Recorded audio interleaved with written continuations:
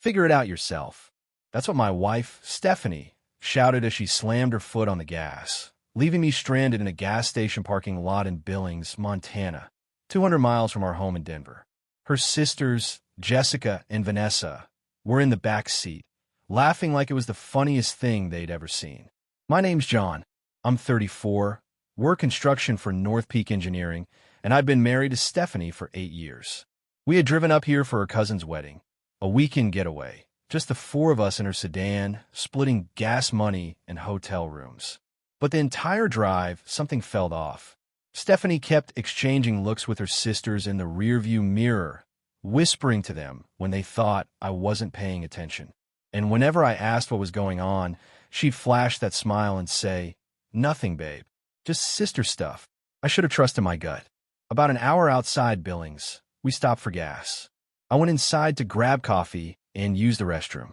When I came back out, the car was already running. Stephanie rolled down the window with this strange grin. "Get in the car, Stephanie," I said, walking toward the passenger door. "Actually," she said, "we've been talking, and we think you need to learn some independence." "What are you talking about?"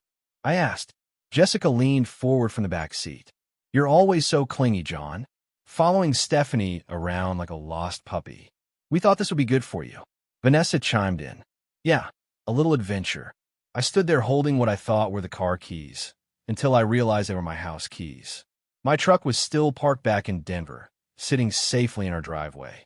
"This isn't funny," I said, my voice rising. "Whatever joke this is, cut it out." Stephanie's grin only widened. "It's not a joke. It's a prank. You're always so serious, John.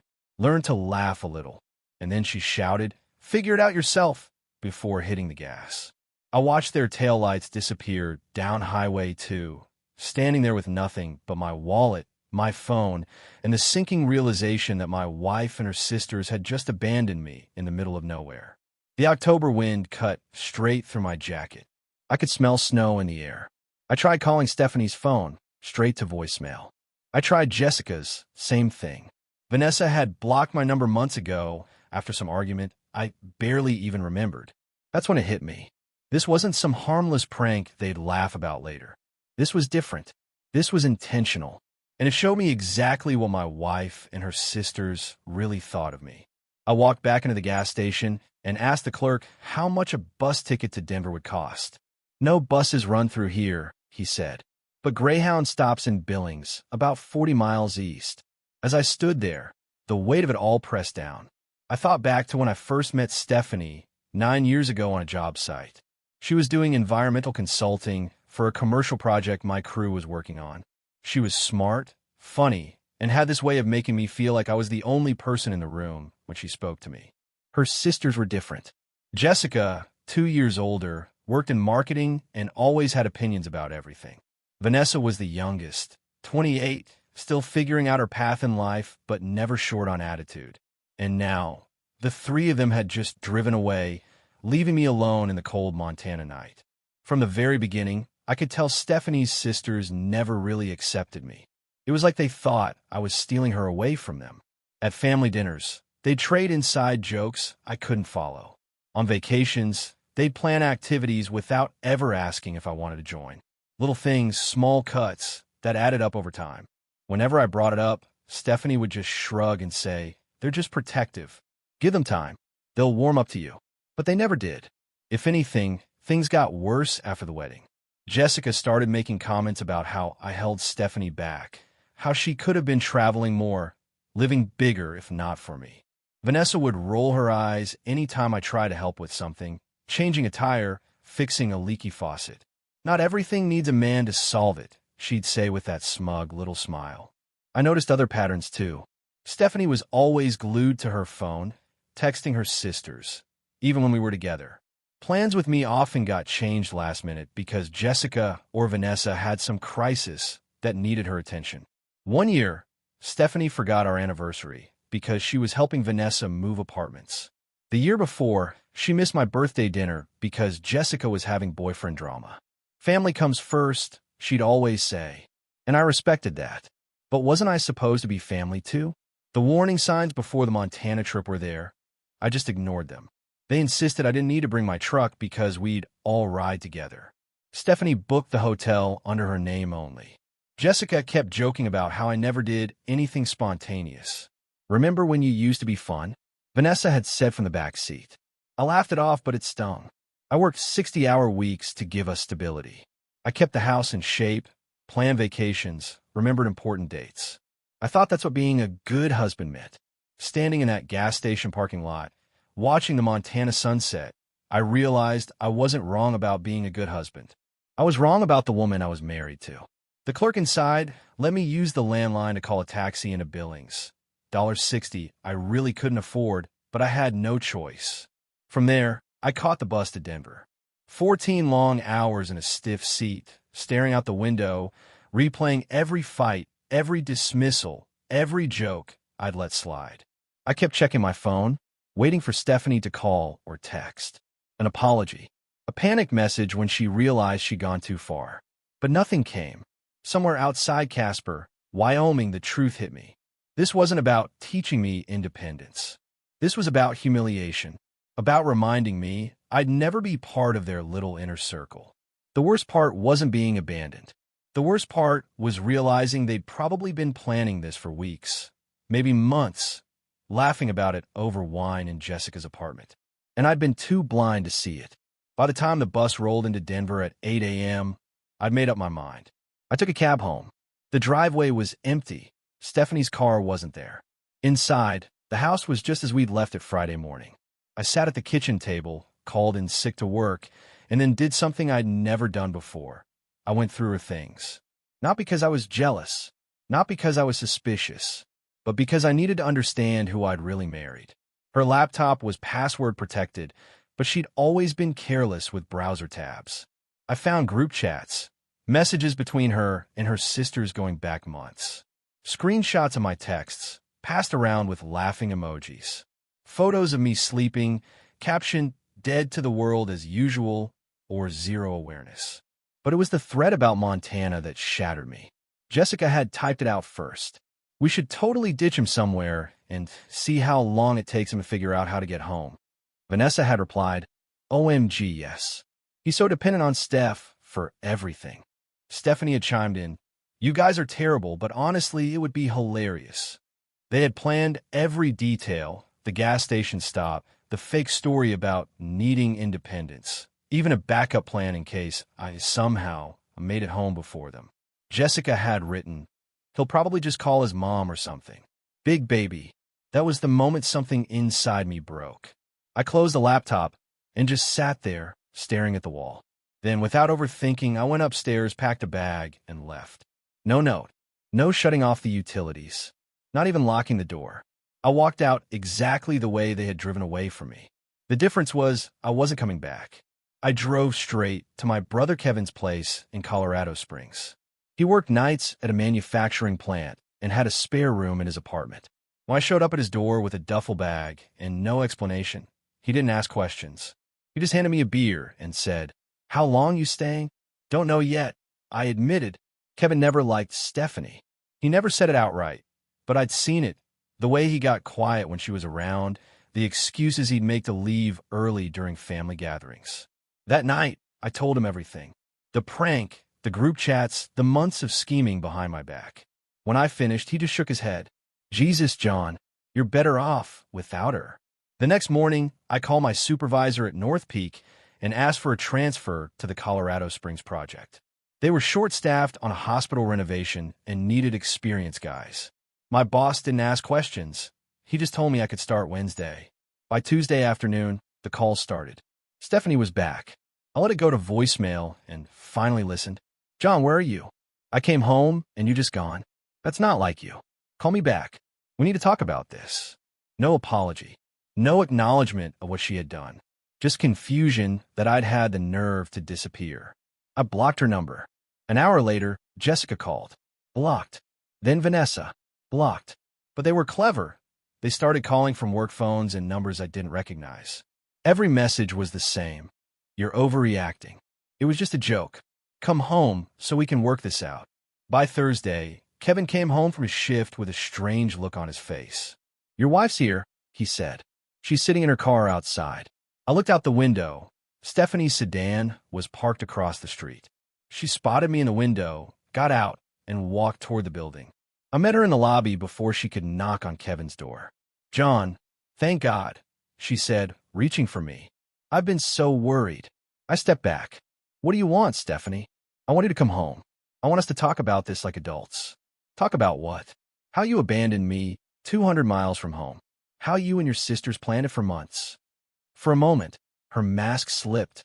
The concerned wife act faded, and I saw something else underneath: irritation. Like I was the one being unreasonable. "It was a prank, John. You're acting like we committed a crime. You left me stranded. You laughed about it. You planned it for months. Because you needed it," she snapped. "You're so dependent, so clingy. We thought if you had to figure something out on your own, maybe you'd grow up a little." The lobby was silent except for the hum of the fluorescent lights above us. I stared at the woman I'd been married to for 8 years and realized I didn't know her at all. "I'm not coming home," I said. "Don't be ridiculous. You can't just disappear because your feelings got hurt. Watch me." I turned and walked back to the elevator. She followed, talking faster now. Promises, threats, excuses that didn't even make sense. But I'd stopped listening. The doors closed, and she was still talking. Friday morning, I got a text from a number I didn't recognize. "This is Jessica. Stephanie's really upset. You need to fix this."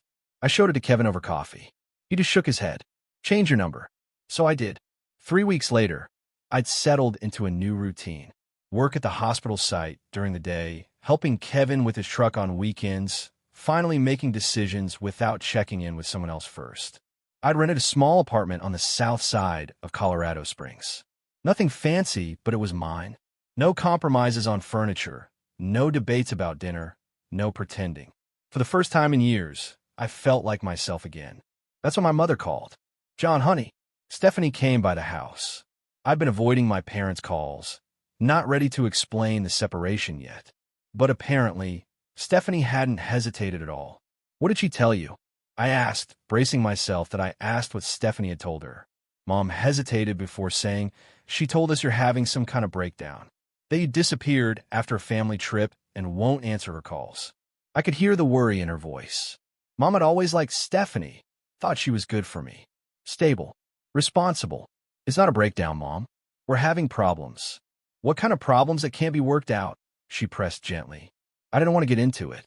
I didn't want to explain the group chats, the cruel planning, the months of subtle humiliation that had led to that moment in Montana. To anyone else, it might sound petty, like I was overreacting to a joke. "I'll call you later, Mom. I just need to think." But after I hung up, the truth hit me. Stephanie was still controlling the narrative. To her, I wasn't a man who'd been betrayed. I was unstable. I was the husband who'd walked out over nothing. That weekend, I drove back to Denver, not to our house, but to Marcus' place.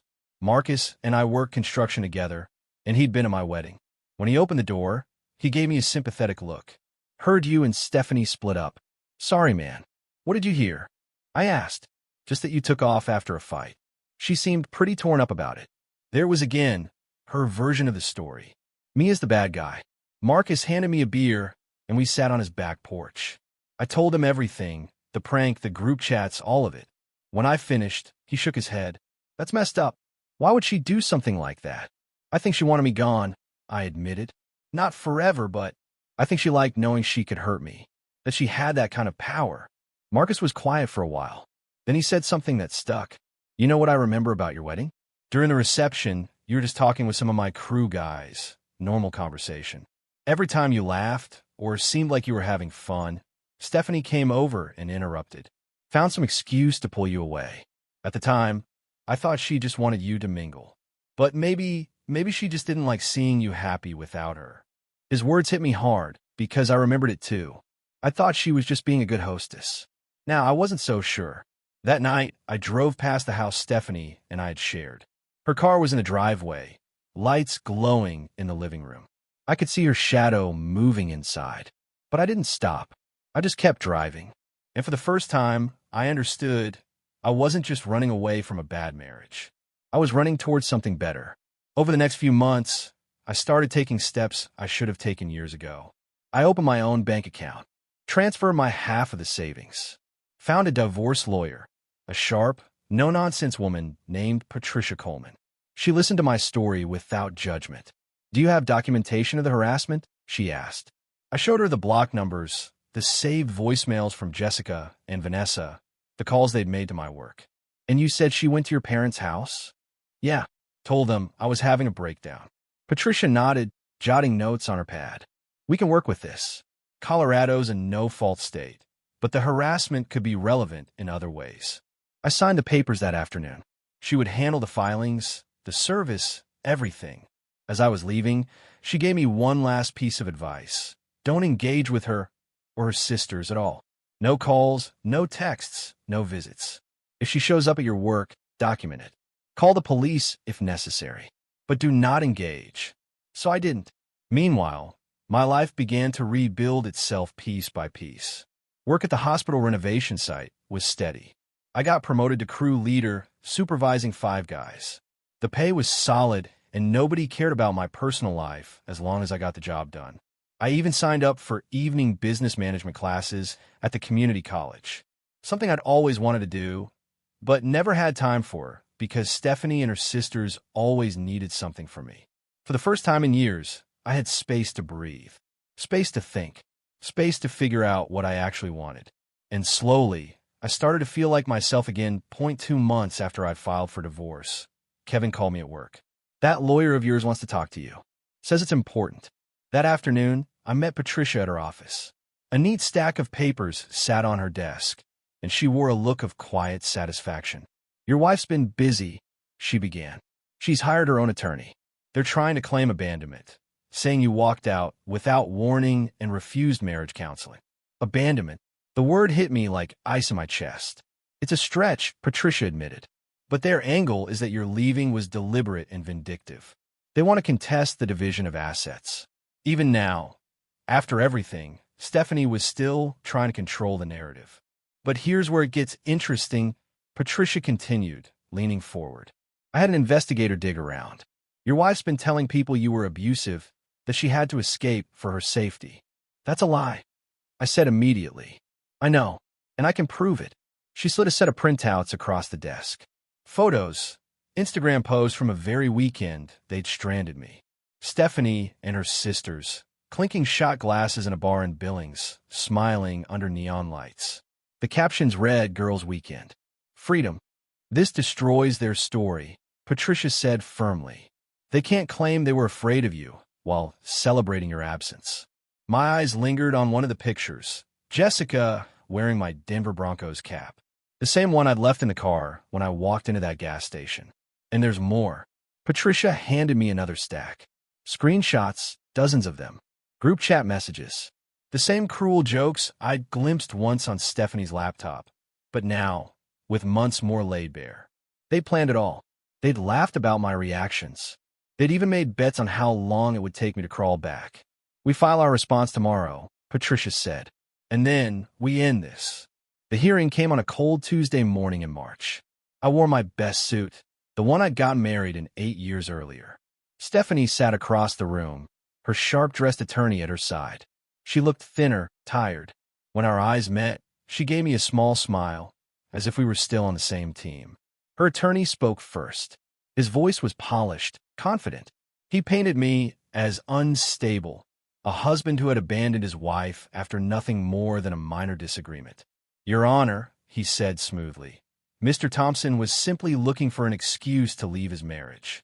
He refused counseling, disappeared without warning, and now seeks to punish my client over what was clearly a harmless prank." I felt my hands tighten into fists under the table. Then Patricia stood, calm, professional, deadly.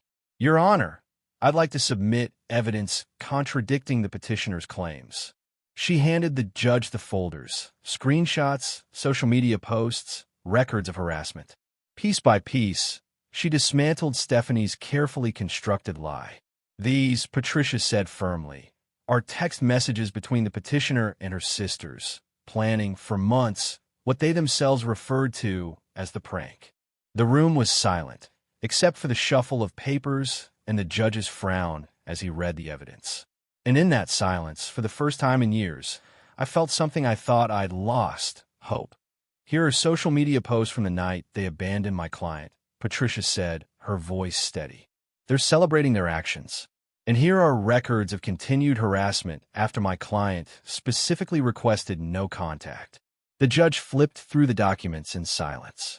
Stephanie's attorney leaned in, whispering urgently to her, but the panic on her face said everything. Furthermore, Patricia continued, the petitioner has been spreading false claims about my client's mental state and character to mutual friends and family members. This is not the behavior of a concerned spouse. This is a clear pattern of manipulation and emotional abuse. When the judge finally looked up, his expression was calm but firm. Based on the evidence presented, I am granting the divorce as requested. Assets will be divided equally, with no spousal support awarded to either party. The court finds no evidence of abandonment or abuse by the respondent. Stephanie tried to approach me in the courthouse hallway, but Patricia immediately stepped between us. No contact, she said sharply. The order is still in effect. I walked out without looking back. For the first time in 3 years, since that gas station in Montana, it was finally over. The business management courses I'd taken paid off. 6 months later, I launched my own construction company, Thompson Contracting. At first it was small jobs, bathroom renovations, deck repairs. But the work was steady, and customers appreciated someone who showed up on time and kept his word. Kevin became my first employee. Then Marcus joined once word spread that we were honest contractors who didn't cut corners. I bought a modest house on the west side of Colorado Springs. Nothing fancy, but it had a garage for my tools and a quiet yard where I could breathe. No arguments about paint colors. No committee meetings over simple decisions. Just peace. About a year after the divorce was finalized, I ran into Marcus at the hardware store. "You hear about Stephanie?" he asked. I hadn't thought about her in months. "What about her?" "Divorced again. Married some guy from work right after your divorce was final. Lasted about a year." I picked up the screws I'd come for and headed toward checkout. "Don't you want to know what happened?" Marcus called after me. "Not really," I said, and I meant it. Stephanie and her sisters eventually faced the consequences of their own choices. Jessica lost her marketing job when her harassment of me created liability issues for her company. Vanessa's lies about me unraveled once mutual friends compared stories. And Stephanie, her quick remarriage and just as quick divorce, shattered her reputation in the very social circle she had tried so hard to impress. In the end, they learned their lessons the hard way. And me? I finally moved forward.